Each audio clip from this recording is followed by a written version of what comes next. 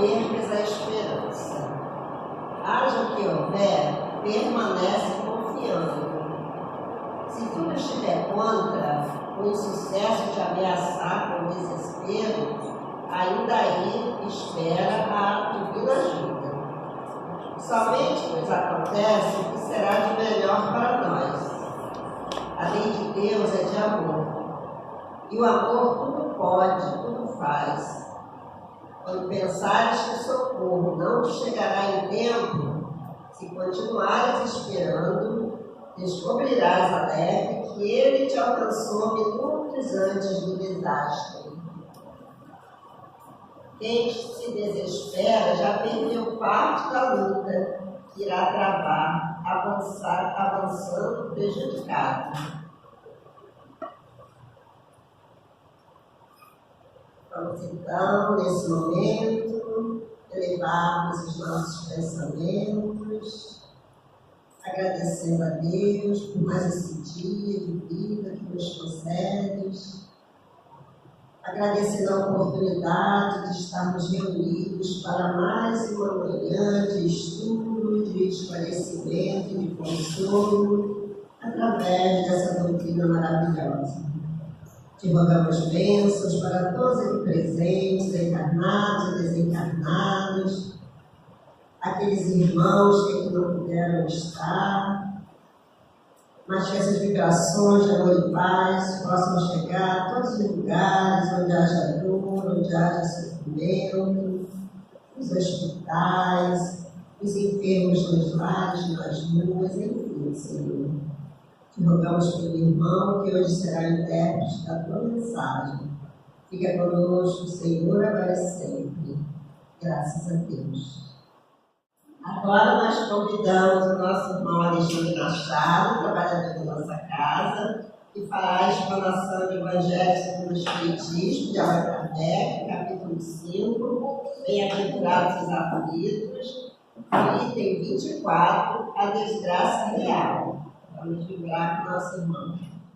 Os irmãos, paz e alegria em nossos corações. Realmente com bastante alegria que aqui estamos, nessa manhã abençoada de quinta-feira, para nos debruçarmos sobre essa obra magistral, da doutrina espírita, que é o Evangelho segundo o Espiritismo de Allan Kardec, conforme anunciado pela nossa irmã Sueli.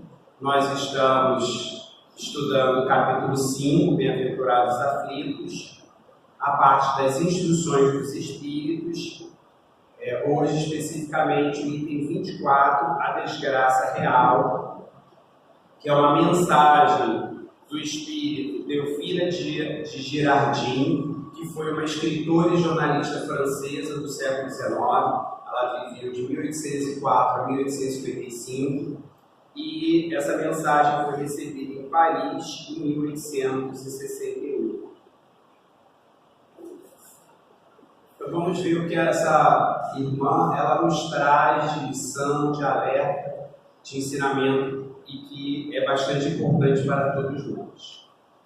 Ela inicia então a mensagem com o título A Desgraça Real, que a gente poderia traduzir também como a verdadeira infelicidade. O que será essa desgraça real, essa infelicidade verdadeira? Será que aquilo que a gente considera desgraça, felicidade, não é de verdade?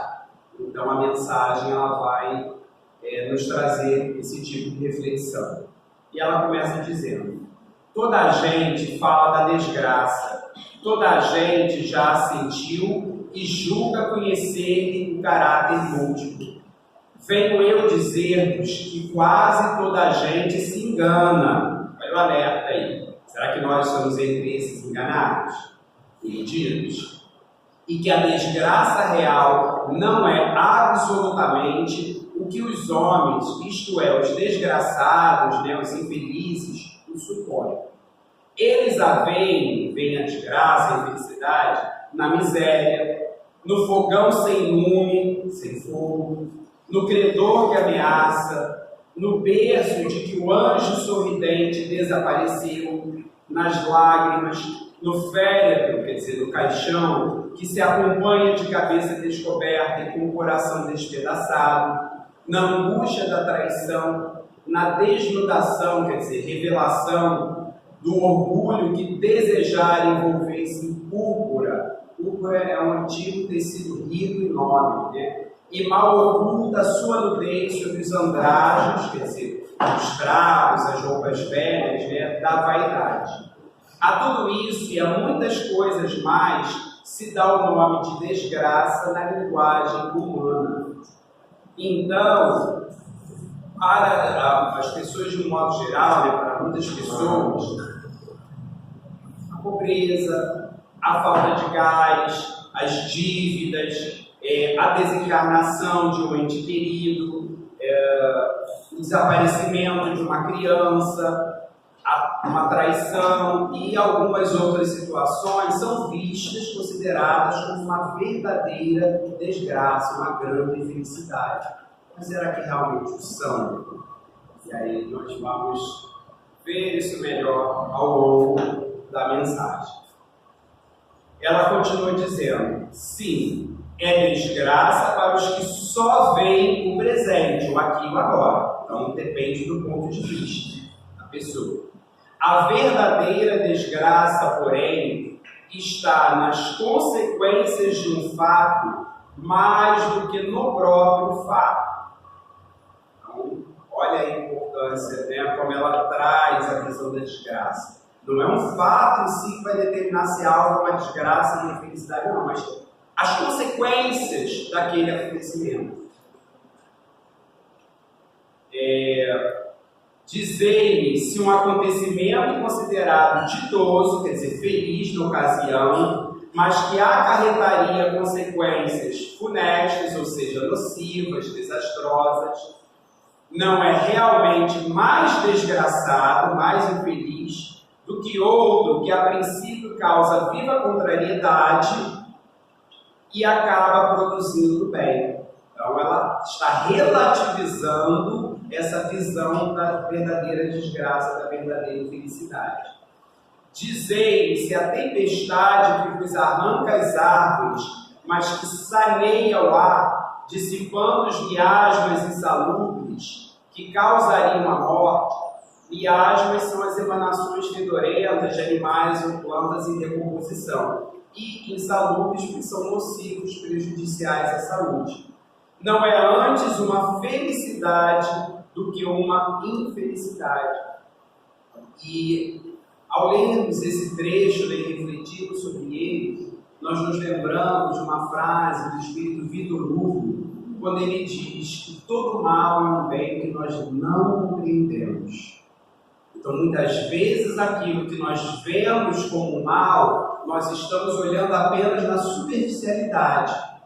Estamos olhando apenas a aparência, né, daquela situação. Então, a gente vê como mal. Mas, se analisarmos mais profundamente, mais detidamente, muitas vezes nós vamos conseguir, ampliando a nossa visão, enxergarmos ali, por detrás daquele aparente mal, um bem, um benefício. Algo de benéfico, de proveitoso. E em relação a isso, nós podemos citar, por exemplo, né, a questão da deficiência mental, né, intelectual, física, que para muitas pessoas acabam vendo como algo negativo, né? Às vezes algumas pessoas veem como uma verdadeira desgraça, né? Às vezes a pessoa ela sofre um acidente e aí passa a ter uma determinada, né, deficiência física ou mental, ou a partir daquele acidente, e vê os familiares, enfim, vê como uma verdadeira desgraça, mas que um olhar mais detido pode não ser. Pode ser uma oportunidade da pessoa mostrar a sua capacidade de superação de limitações, por exemplo. Porque nós vemos exemplos de pessoas com deficiência, mas cuja deficiência não as limita. não as impede de fazer tudo aquilo que elas desejam fazer. Claro que muitas vezes ela precisa ter um esforço, uma perseverança maior do que a pessoa que não apresente, né, a deficiência.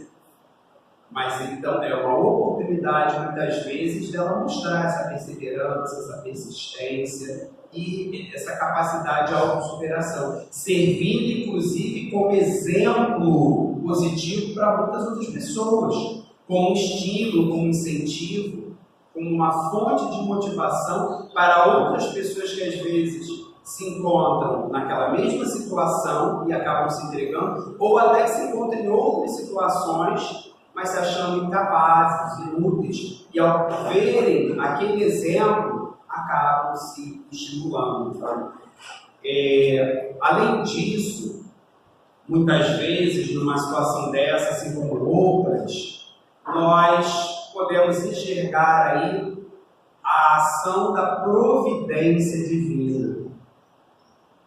E aí nós nos lembramos, né, de uma historinha que se conta de uma determinada pessoa que tinha, né, uma tendência suicida, né, um determinado espírito que tinha uma tendência suicida muito grande e que por várias encarnações, várias existências corporais, atentara contra a própria vida.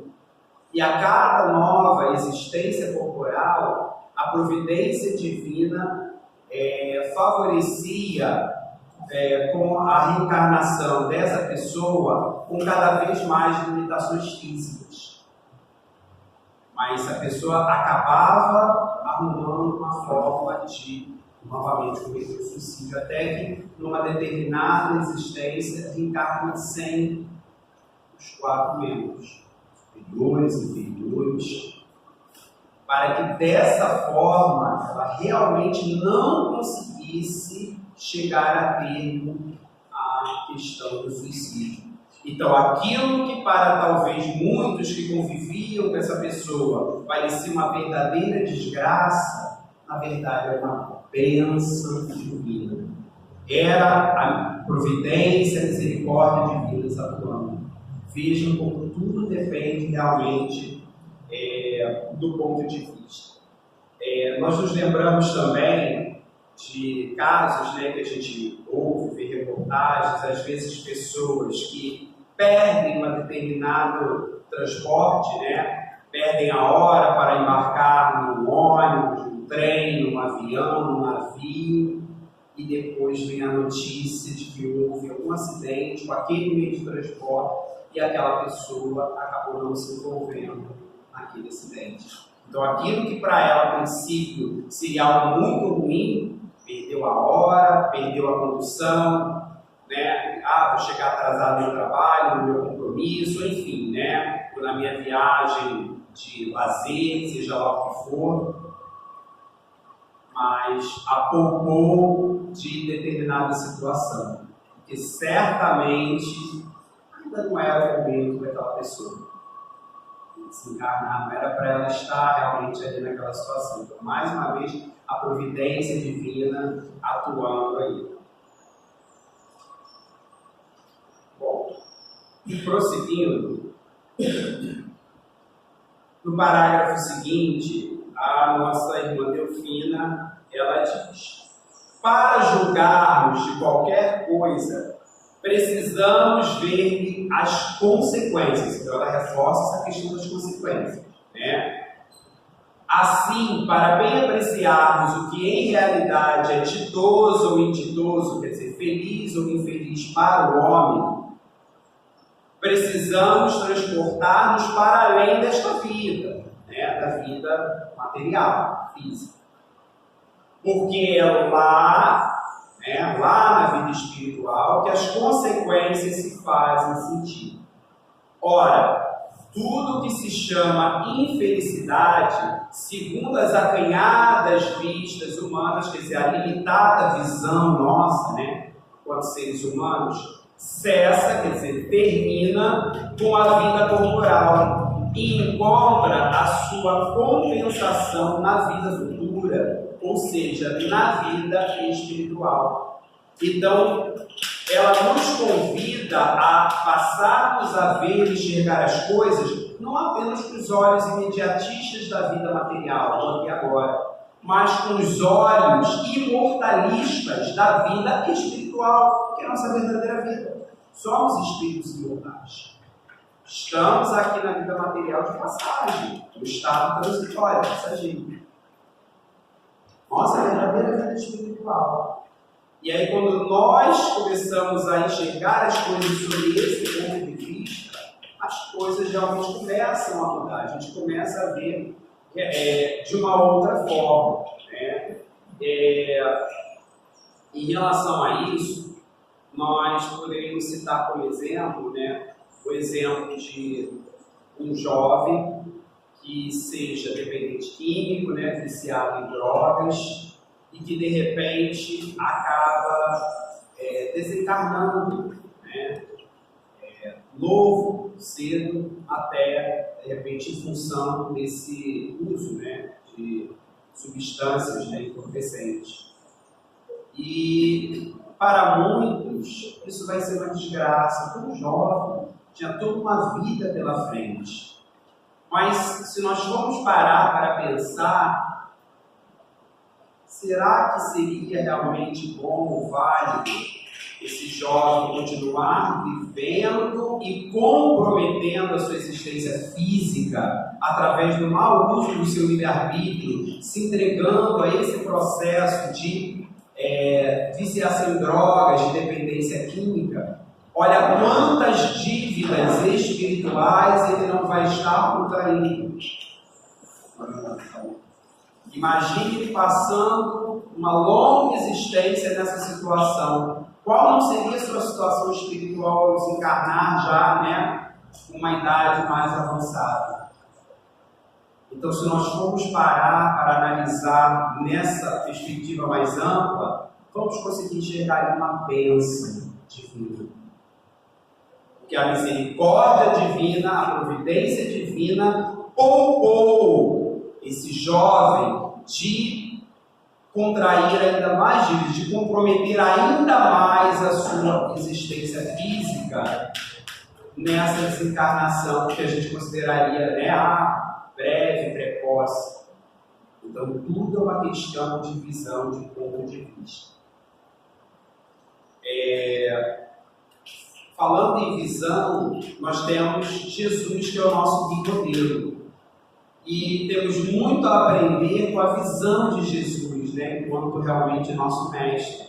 E aí nós nos lembramos, conta-se que certa feita Jesus ele estava caminhando, né, por uma estrada lá, poeirenta, com os seus discípulos, quando de repente eles se deparam com um cadáver de um cão, de um cachorro já em avançado estágio de decomposição. Então exalava aquele mau cheiro terrível e, né, naquele aspecto não muito agradável. E aí os discípulos começam a fazer os comentários: que horror, coisa horrível, que fedor, que cheiro horrível. E Jesus, tranquilamente, docemente, suavemente, serenamente e fraternalmente se aproxima daquele cadáver e faz o seguinte comentário: que belos dentes. Então, olha a diferença de visão. Então, que nós possamos realmente nos inspirar naquilo que é o nosso guia modelo, que é o exemplo a ser seguido, né? E passarmos a ter esse olhar. E nos lembramos também, né, do livro Poliana, que é um livro aí da literatura brasileira, né, bastante conhecido, em que essa personagem Poliana passa, né, uma mulher que passa por uma série de tribulações, de dificuldades muito grandes, mas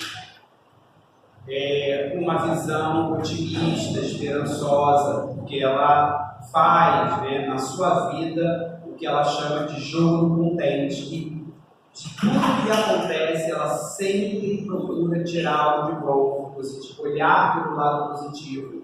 E isso a fortalece, a enche de esperança e de otimismo, e ela consegue enfrentar realmente cada uma dessas tribulações, dessas adversidades. E fica também uma sugestão para todos nós. Prosseguindo, no parágrafo que segue, Delfina diz: vou revelar-vos a infelicidade sob uma nova forma, sob a forma bela e florida que acolheis e desejais com todas as veras, todas as verdades de vossas almas iludidas. A infelicidade é a alegria, é o prazer, é o tumulto, é a vã agitação, quer dizer, agitação útil, né? Frutífera. É a satisfação louca da vaidade que fazem calar a consciência, que comprimem a ação do pensamento, que atordoam o homem com relação ao seu futuro. A infelicidade é o ópio é uma substância entorpecente, é o ópio do esquecimento que ardentemente procurais conseguir. Então, olha o alerta que ela nos faz, que muitas vezes nós buscamos a felicidade, a alegria, o prazer em coisas que, muito pelo contrário, poderão nos provocar, aí sim, a verdadeira infelicidade. Aí sim, poderão se constituir na desgraça real. E, ao refletirmos sobre isso, nós nos lembramos, né, e trazemos como exemplo a questão do carnaval. Que a princípio, quando se fala em carnaval, as pessoas associam a algo extremamente positivo. Alegria, né, diversão, brincadeira, né, que bom, né, momentos para descontrair, de lazer.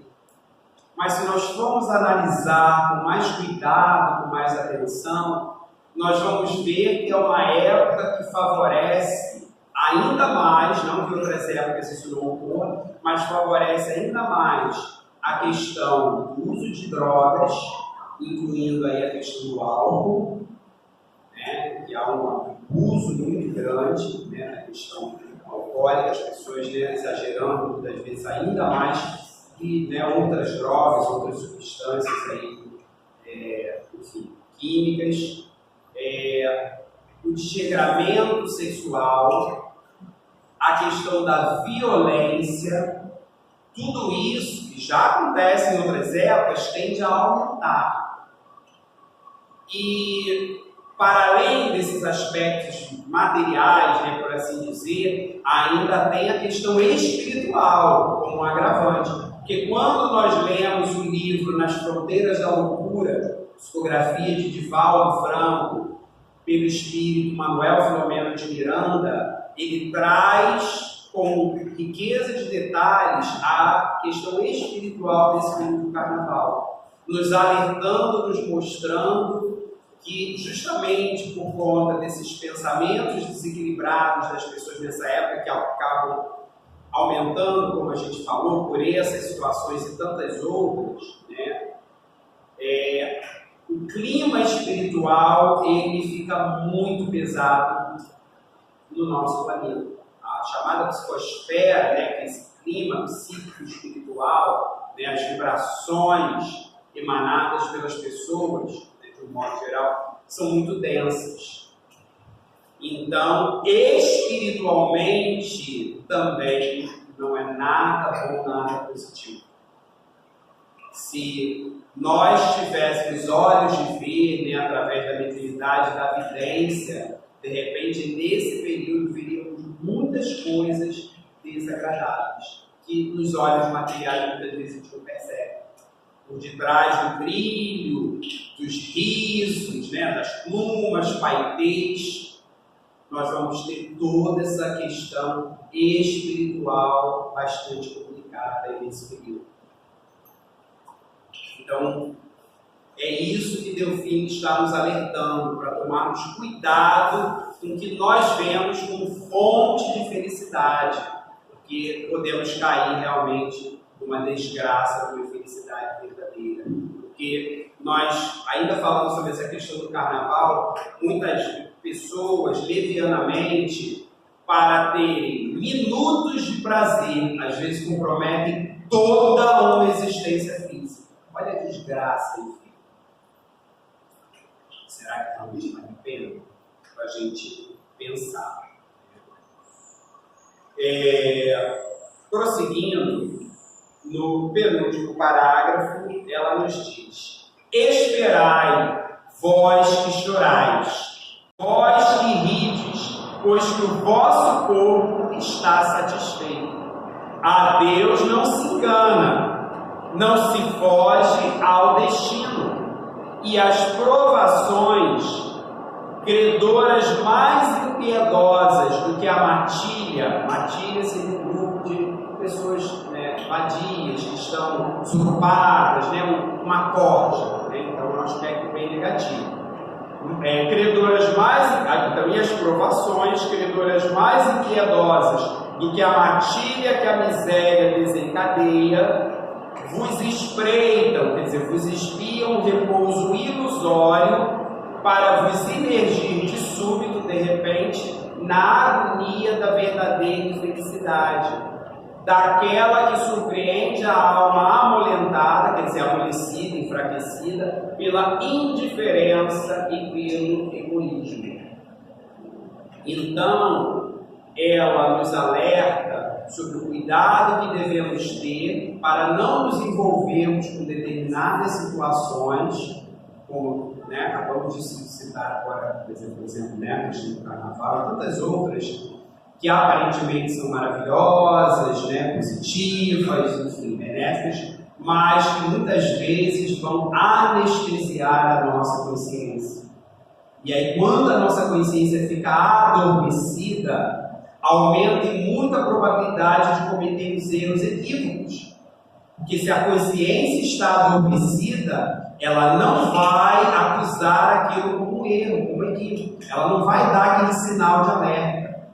Então nós vamos estar tranquilos de que aquilo que estamos fazendo é ótimo para nós, para os outros, quando pode ser extremamente prejudicial para nós e ou para os outros, para aqueles que nos servem.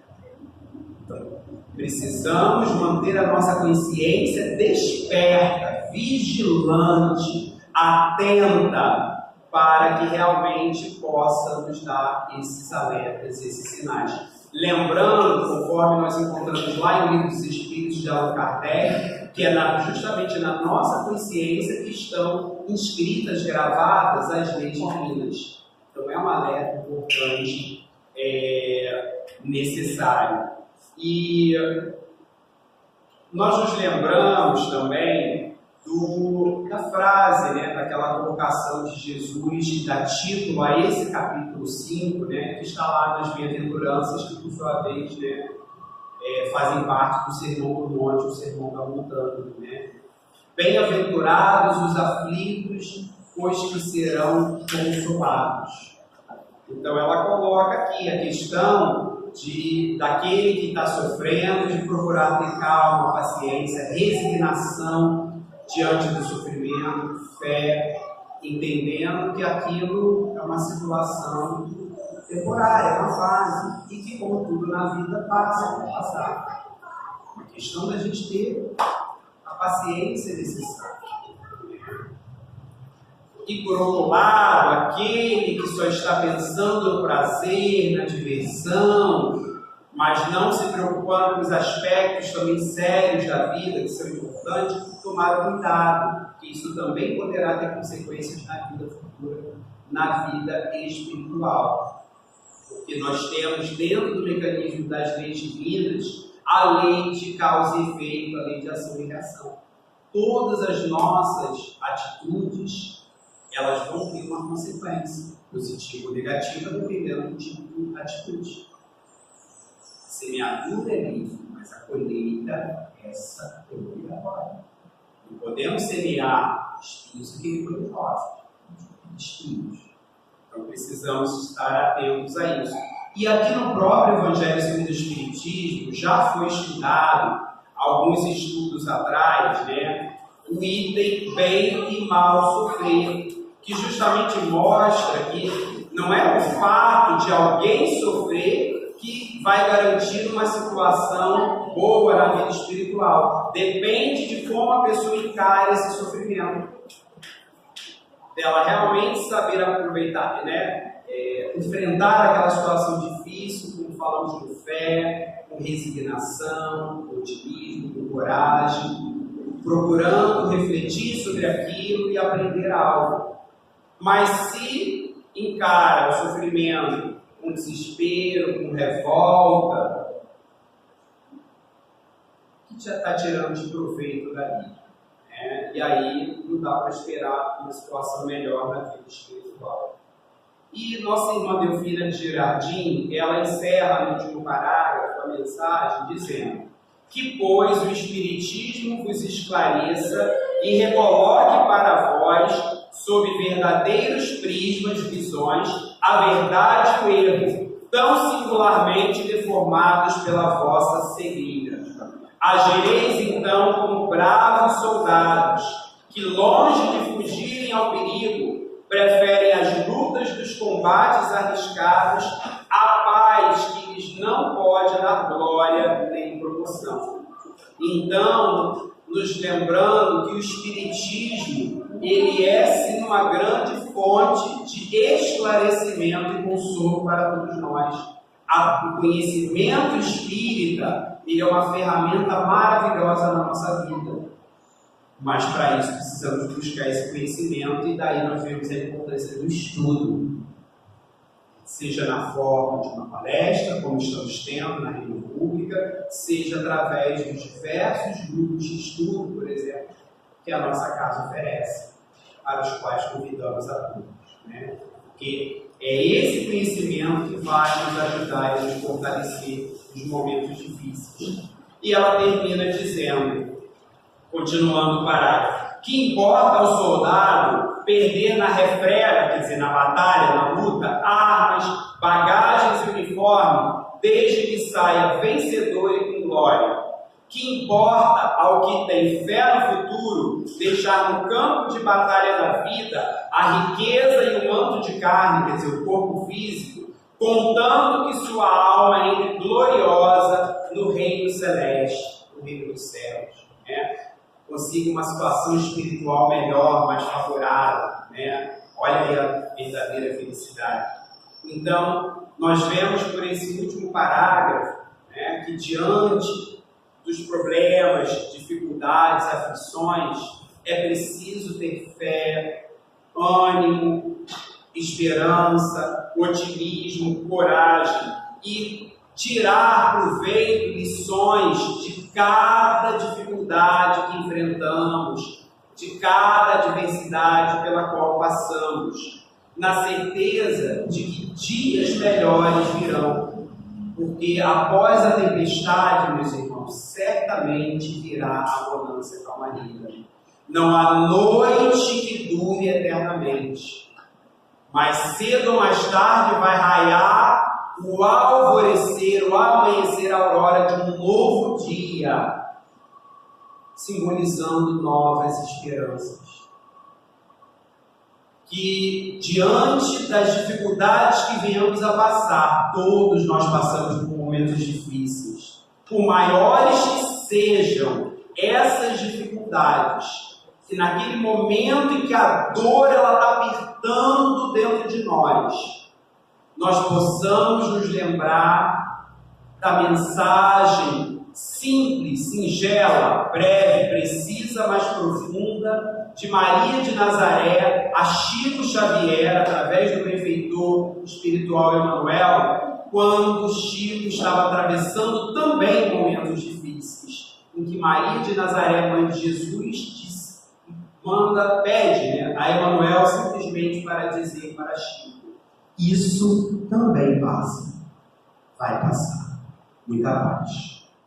Nós agradecemos ao nosso irmão Alexandre pela mensagem tão importante das nossas vidas, Que nós possamos, nesse momento, unirmos os nossos pensamentos a Deus, nosso Pai, a Jesus, nosso irmão maior, renovando as bênçãos a cada um dos aqui presentes, encarnados e desencarnados, necessitados, Senhor, do teu amor, da tua luz, que todos nesse momento estejam recebendo os cuidados necessários para cada necessidade, cada tipo de sofrimento, de aflição que estejamos passando.